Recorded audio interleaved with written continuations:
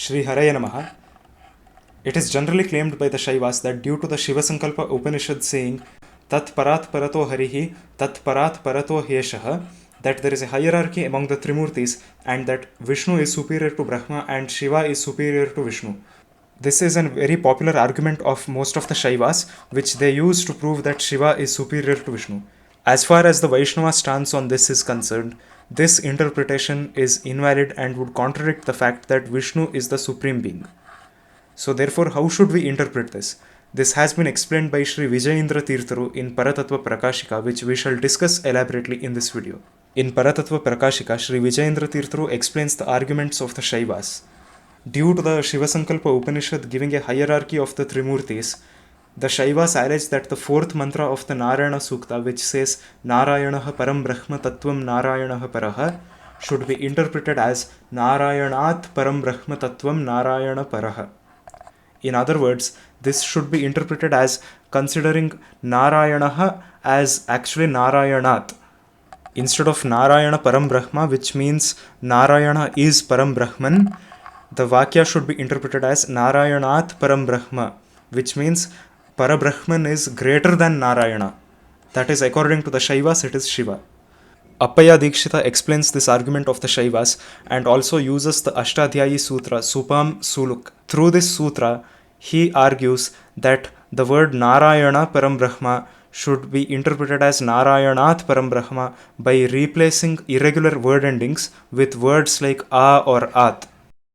Now this interpretation of the Shaivas has been refuted by Vijayendra Tirtharu in Paratattva Prakashika. First he explains that this interpretation contradicts other important pramanas directly stating the superiority and supremacy of Shri Vishnu. That is, especially from the Mahopanishad and the Narayana Upanishad. The Narayana Upanishad directly says, for example, Sarva Bhutastamekam Narayanam Karana Purusham Akaranam Parabrahmom. The one Narayana who is established in all entities is causeless and is the causal Purusha and is Parabrahman.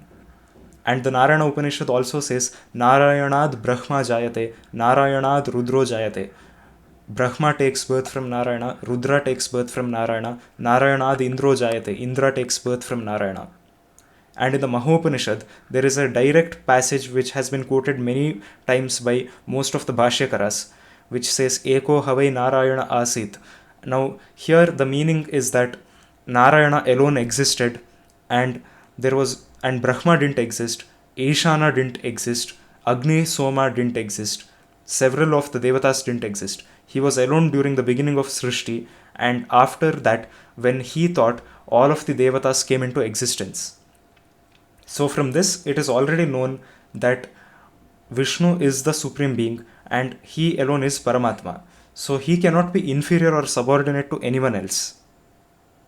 Moreover, the Mahabharata and the Puranas have Upabrahmanas of the Narayana Sukta and they explicitly say Narayanaha Param Brahma.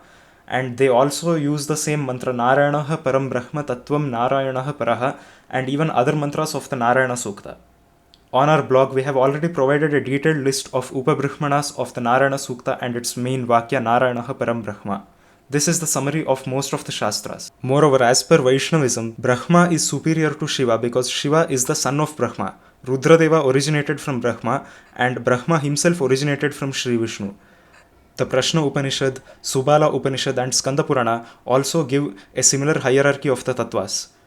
Shiva is the presiding deity of Manas Tattva and that is subordinate to Mahat Tattva whose deity is Brahma Deva. Therefore, the hierarchy is actually completely different. This has been also stated by several pramanas in the Shastras. So when the Upabrahmanas of the Narayana Sukta are very clear that the meaning is that Shri Vishnu is the supreme being and he is Paramatma, the interpretation of the Shaivas does not hold much water here. So now how do we interpret the Vakya of the Shiva Sankalpa Sukta which gives the hierarchy of the Trimurtis in a totally different order? This has been explained by Vijayendra Tirtharu using a rule of Mimamsa. Here, the order should not be given much importance. Rather, the meaning and the conclusion should be given more importance. In other words, the meaning of the mantra is that Brahma is greater than Shiva and Vishnu is greater than Brahma. Here, the direct meaning of the Vakya would contradict several other pramanas from the Vedas themselves. So here, instead of giving importance to the order in the Shiva Sankalpa Sukta, we should give more importance to the meaning, and that it ultimately glorifies Shri Vishnu alone.